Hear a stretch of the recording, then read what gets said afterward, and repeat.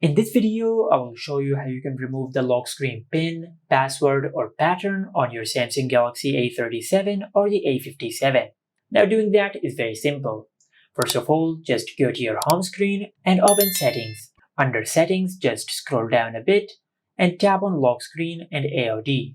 From here, just tap on Screen Lock and Biometrics, then enter your current lock screen PIN.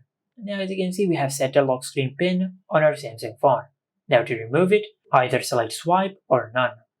If you select Swipe, you will be able to unlock your Samsung phone by just swiping on the lock screen. Just like that. And if you select None, your phone will go to the home screen right away as you press on the power button. Just like that. And the lock screen option will be disabled.